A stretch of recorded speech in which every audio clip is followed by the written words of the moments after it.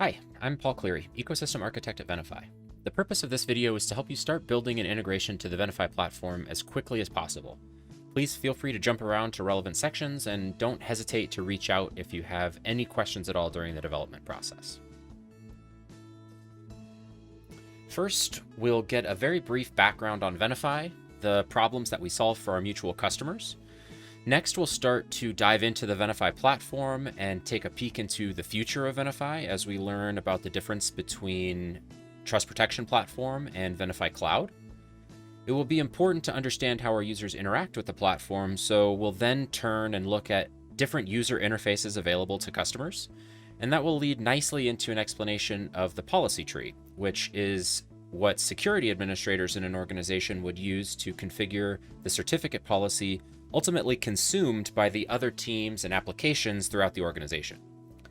And then finally, we'll take a look at where to go to get logs from the Venafi platform in case the need to troubleshoot ever arises, as well as outline any next steps for beginning development and getting support from the Venafi ecosystem team.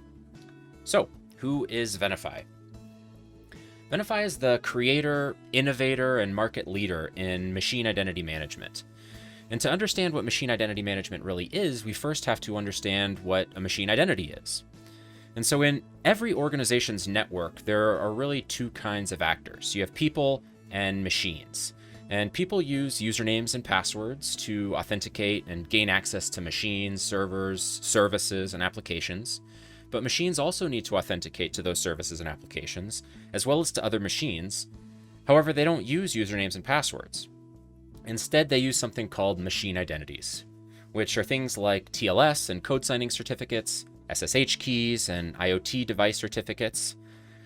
Organizations typically spend about $10 billion every year protecting human identities, and now, over the past couple of years, are just now finally starting to think about protecting machine identities in the same way.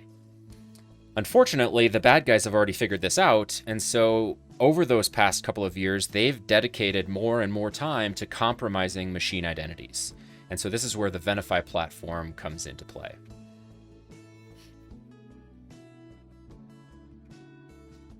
Today, when our professional services organization first gets into a customer, they typically have a set of rules that they follow or a pathway to get to full automation, which is our ultimate goal.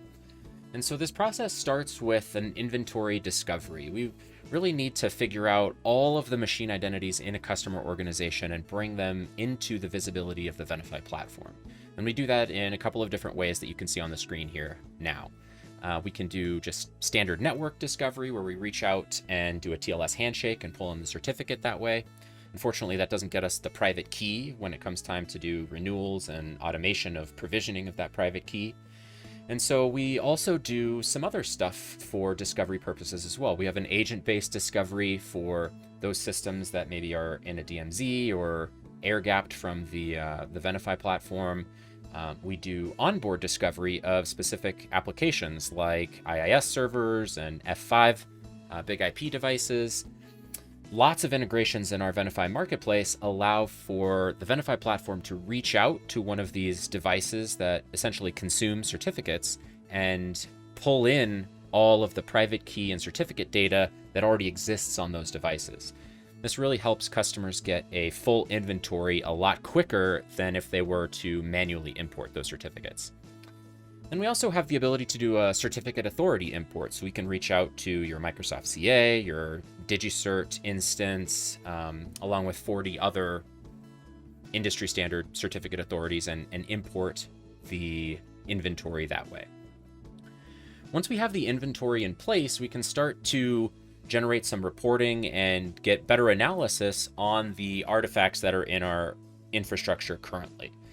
So we start to see maybe there are some old certificates out there that expired years ago, but they still exist out on legacy systems. Or maybe you still have certificates that are being renewed today, but they're using older algorithms or lower bit sizes for their encryption keys.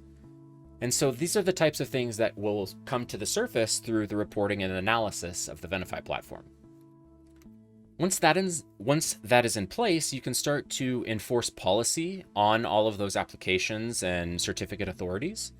And so this allows the security team rather, and your PKI admins to basically abstract a lot of information away from your end users and set policy for those applications through the Venafi platform. So you can say things like, I don't want any certificates to be issued with a key size less than 2048, or I want to only use 6-month certificates for this specific application as opposed to the standard 1 year that DigiCert offers. Things like that.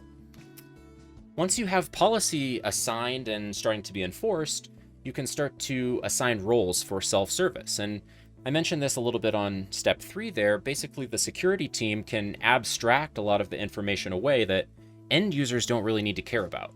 An end user maybe cares about the common name of their certificate and where they're going to deploy it to, but a lot of the subject information, like who the organization unit is on that certificate, or the division, or the locality, things like that, they can be built into the Venafi policy so that it's not needed to be entered every single certificate request.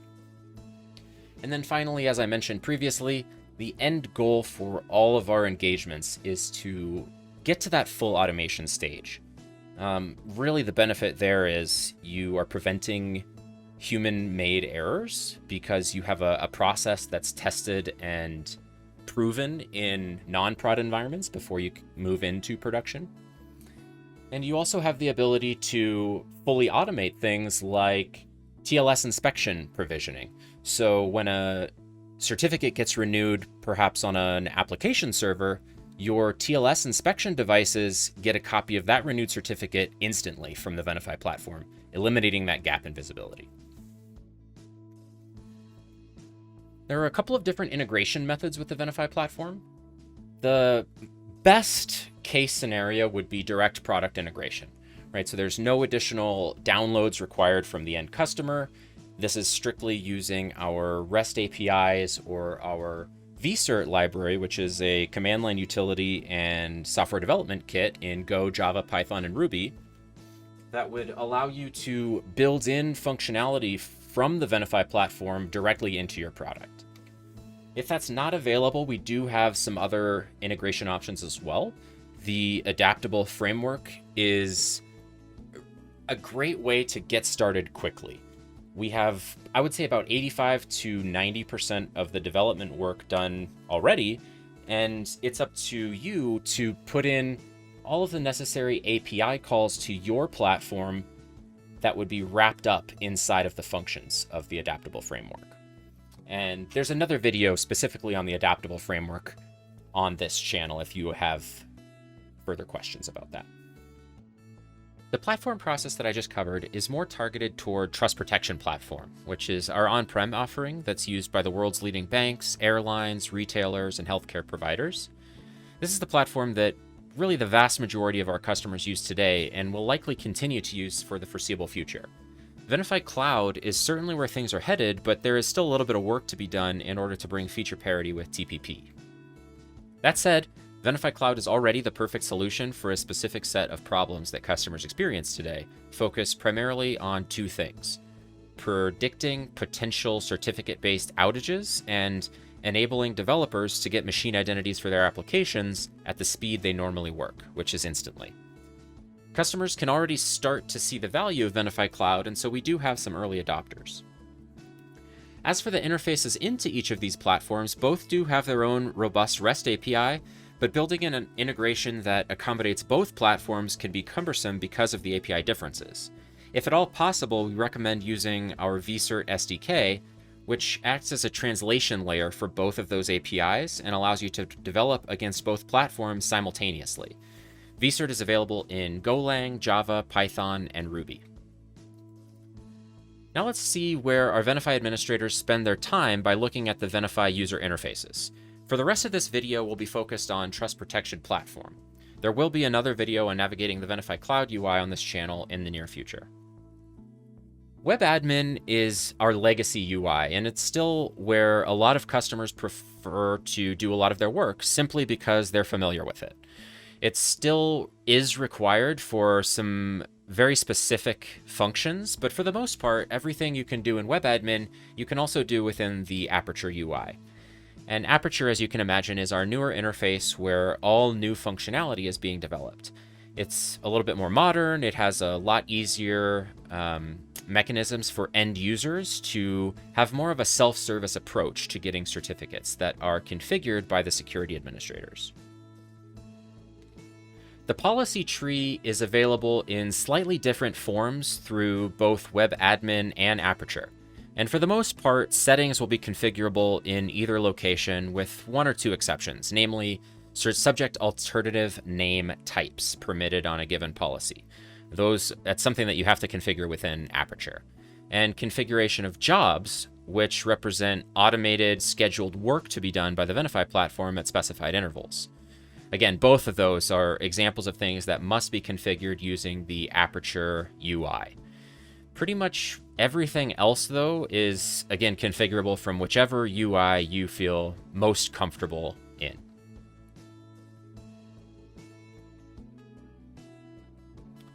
Throughout the development process, it might be necessary to gather logs generated from the Venafi platform. This is another of those items that is currently only available in WebAdmin. The Venafi platform has extensive logging and filtering built in that allows developers to track down the exact function, API call, or response that is causing an error and correct it quickly. The platform does have a single view of every log message captured, with extensive filtering built in to get to the exact result that you're looking for quickly. However, I prefer to start with a more targeted approach. What we're seeing on the screen right now is the full default SQL channels. You'll see, again, really every log message that the Venafi platform captures come through this screen. And here you see that you do have some pretty powerful filtering that's available depending on the type of log message that you're looking for. So here we're going to do a filter based on the event, and I'm just going to do a quick search to capture anything DigiCert related. So I'll do a search for DigiCert. It will give me all of the events that capture that DigiCert string, and I can select them, bring them over to my selected list, and this will now filter out anything that falls within those DigiCert events.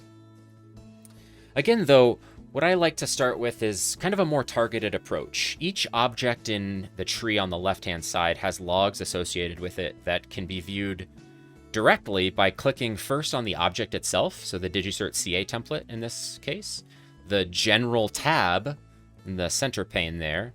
And what this does is gives you a at-a-glance view of all the logs taken for this specific object in the Venafi platform. And so if you can't find what you're looking for here, then it might be a good time to go take a look at the main SQL channel. And as part of your development environment, you also have access to the ecosystem developer documentation, which provides guidance about design patterns and offers quick links to relevant pattern platform documentation. If you happen to be developing an adaptable driver, please be sure to take note of the built-in debug logging functionality to help customers diagnose issues if they are ever encountered in production environments.